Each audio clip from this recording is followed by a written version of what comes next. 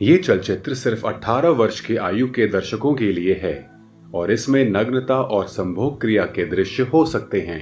Hello friends, welcome back to my channel. दोस्तों, हम बात करने जा रहे हैं वेब सीरीज के बारे में जिसका नाम है हलाला। तो दोस्तों, शुरुआत में क्या होता है, जहाँ पर अफजा किचन में होती है और काफी ज्यादा गमगीन होती है। वो अपने और राहिल के साथ के बिताए हुए पलों को याद कर रही होती है और उसे महसूस होता है कि राहिल उसके पास में आ गया है और उसको गोद में उठा करके लेकर के जा रहा होता है। और एकदम से वो बोलने लगती है, राहिल आप, लेकिन राहिल होता ही नहीं है। वो ख्यालों में काफी ज्यादा खोई रहती है। नेक्स्ट सीन में क्या होता है, जहाँ पर शाम हो जाती है और अफजा अपने कमरे में होती है। वो अपनी लिखी भी शायरी की किताब को देख रही होती है और फिर उसके बाद में वो अपनी शादी के फोटोग्राफ्स देखती है। काफी सारे फोटोग्राफ्स होते हैं। उनको देख करके उसकी आंखों से आंसू आने लगते हैं। इधर राहिल अफजा के घर के पास में जाता है, वहीं पर ही खड़ा होता है, लेकिन उसके घर पर जाने की हिम्मत नहीं होती। अफजा बहुत ज्यादा परेशान होती है। वो कुछ लिखना तो चाहती है लेकिन लिख नहीं पाती। इतने में उसके पापा आते हैं और बोलते हैं कि बेटा, राहिल का फोन आया था। इधर अफजा की आंख से आंसू बह रहे होते हैं और पापा जी कहते हैं कि वो आपकी फैसले को जानना चाहते हैं। अफजा के वालिद बोलते हैं, एक बात याद ध्यान रखना, जिससे आप प्यार करते हैं उनको पाने के लिए जिंदगी में कड़ा इम्तिहान देना पड़ता है। वो भी यही बोलते हैं, कुछ फैसले हमें दर्द जरूर देते हैं लेकिन फिर भी जिंदगी भर की खुशियाँ भी वापस कर देते हैं और पलक झपकते ही आपका वो बुरा वक्त बदल जाता है। वो बताते हैं, देखो जो हो गया है उसको पीछे छोड़ो, बदल तो नहीं सकते लेकिन हम उसको आने वाला कल हम सुधार सकते हैं, वो भी आपके फैसले पर। आपका मुनासिब फैसला जो है आपकी जिंदगी खुशियाँ आपको वापस लौटा सकता है। अफजा के पापा अफजा को गले से लगाते हैं और उसे दिलासा भी देते हैं। इधर नेक्स्ट सीन में क्या होता है, जहाँ पर अफजा फैसले के लिए राजी हो जाती है और अपने पापा के पास में आती है। वो बोलती है, अब्बू, अफजा की हालत काफी बुरी हो गई होती है। वो बोलती है कि अब्बू, राहिल को इत्तला कर दीजिए, मुझे जैद के साथ में निकाह हलाला मंजूर है। और ये बात बोल करके वो चली आती है। इधर में सामना जो एडवोकेट है इस पूरी कहानी को कोर्ट के सामने पेश कर रही होती है। जज साहिब भी बिल्कुल शांत होते हैं। आमना बोलती है, पहले तलाक बिद्दत, फिर उसके बाद में उसको हलाला करवाना। और आमना ये सब कुछ जो है राहिल और उसके प्यार के लिए कर रही थी। इधर मिस्टर मलिक जो होते हैं वो बोलते हैं, ये कोई नई बात नहीं बता रही है। दूसरे वकील बोलते हैं, मैं सामना, जिन लोगों की तलाक हो गई है वो बताते हैं कि कुरान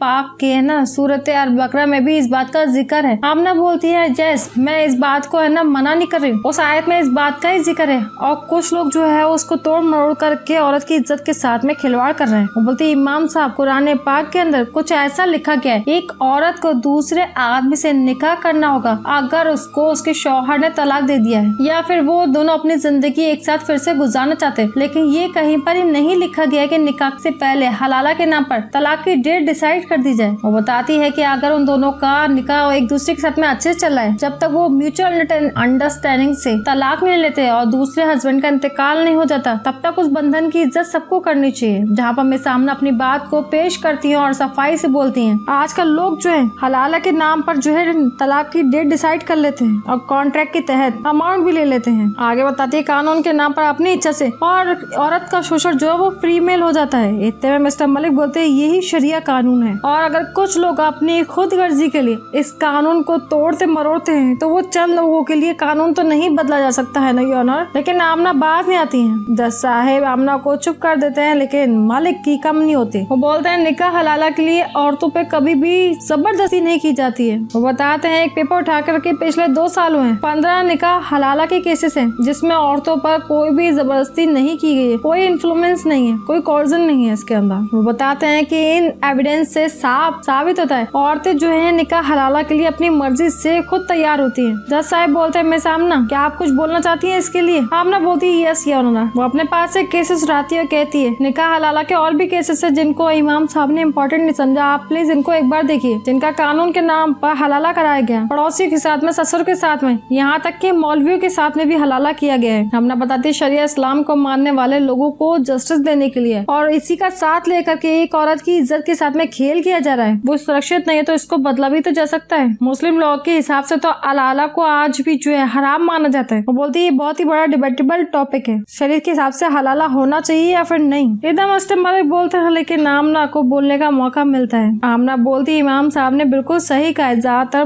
मुस्लिम औरतें जो है अपनी इच्छा से हलाला को स्वीकार कर लेती है, लेकिन इसके पीछे सिर्फ और सिर्फ एक ही वजह होती है, अपने शौहर के लिए मोहब्बत और उसके पास जाने की तमन्ना। इसी मोहब्बत के चलते हुए वो अपने शौहर की गलती को सुधारने के लिए ब्लाइंड फोल्डेड होकर के ये फैसला कर लेती है। आपने बताती है अफजा ने भी यही किया। जहाँ पर नेक्स्ट सीन में क्या होता है, जहाँ पर अफजा की कहानी दोबारा से शुरू होती है। आमना बता रही होती है अफजा की शादी हो चुकी होती है जैद के साथ में, और वो सुहागरात की सेज पर बैठने के लिए अपने कमरे में आती है। फिर वो जैद की फोटो देखती है और साथ ही उसकी मरहूम बीवी की फोटो उसके साथ में होती है। अफजा उसको याद करके काफी ज्यादा गमगीन हो जाती है। इतने में वो आवाज सुनती है किसी के आने की, कदमों की। वो कोई और नहीं जैद होता है। तो अफजा जाग करके बेड पर बैठ जाती है मुंह ढक करके। जैद खुश सा नजर आ रहा होता है। वो अफजा के पास आता है, उसको छूने की कोशिश करता है और उसके करीब आकर के उसका घूंघट उतार देता है और उसको देख करके बोलता है सुभान अल्लाह, आपकी खूबसूरती को देख करके चांद भी रश खाता होगा, बड़ी ज्यादा फुर्सत से बनाया आपको खुदा ने। इस पर अफजा बोलती है टेबल पर आपका बादाम दूध रखा है। इधर जैद उसकी आवाज सुनकर भी बड़ा खुश होता है, बोलता है आपकी आवाज भी बहुत ज्यादा अच्छी है। वो शुक्रिया करता है और फिर दूध पीने के लिए जाता है। इधर अफजा बोलती है कि वाहिदा हमारी बहुत ही ज्यादा अच्छी सहेली थी। इस पर जैद बोलता है कैसे भूल सकते हैं, लेकिन वो अपनी बीवी की बात ना करके अफजा की बात करता है। कहता है पीले सलवार सूट के अंदर आप बहुत ही ज्यादा गजब ढा रही थी और वो झुमके जो आपने पहन रखे थे शादी के अंदर बहुत ही ज्यादा खूबसूरत लग रहे थे आपके ऊपर। जैद बताता है कि आपको देखते ही हम फिदा हो गए थे। वो अपनी ही शादी के अंदर दूसरी लड़की पर फिदा हो गया था। इधर अफजा बोलती है हमने आपको हमेशा वाहिदा के शौहर के नाते आपको भाई की नजर से देखा है। जैद बोलता है चलिए कोई बात नहीं है, लेकिन अब तो हम जो है आपके कानूनन शौहर और आप हमारी बेगम है। जैद बताता है कि वाहिदा का नाम तो हमारी जिंदगी से बिल्कुल मिट चुका है। फिर वो अफजा के और भी करीब जाने की कोशिश करता है। इतने में अफजा बोलती है हलाला की मुद्दत खत्म होते ही हम राहिल के पास में वापस चले जाएंगे। ये सुनकर के जैद रुक जाता है और वो बोलती है कि इससे ज्यादा आप हमसे कोई भी उम्मीद मत रखना। आप हमारे जिस्म को छू सकते हैं पर हमारी रूह पर सिर्फ और सिर्फ राहिल का हक है और किसी को नहीं है। उसको आप नहीं छू पाएंगे कभी भी। वो बताती है हम राहिल से मोहब्बत करते हैं और उसी के लिए हमने ये हलाला की रस्म को पूरा किया है। अफजा इस बात को बोल देती है और जैद को बहुत जोर का गुस्सा आता है। वो फौरन ही अफजा के अंदर एक जोरदार तमाचा मार देता है। तो दोस्तों इस तरीके से एपिसोड का एंड होता है। आपको ये एपिसोड कैसा लगा हमें कमेंट सेक्शन में कमेंट करके जरूर बताएं। लाइक शेयर करना ना भूलें। अगर अभी तक आपने हमारा चैनल सब्सक्राइब नहीं किया तो जल्दी सब्सक्राइब कर लें। Thank you.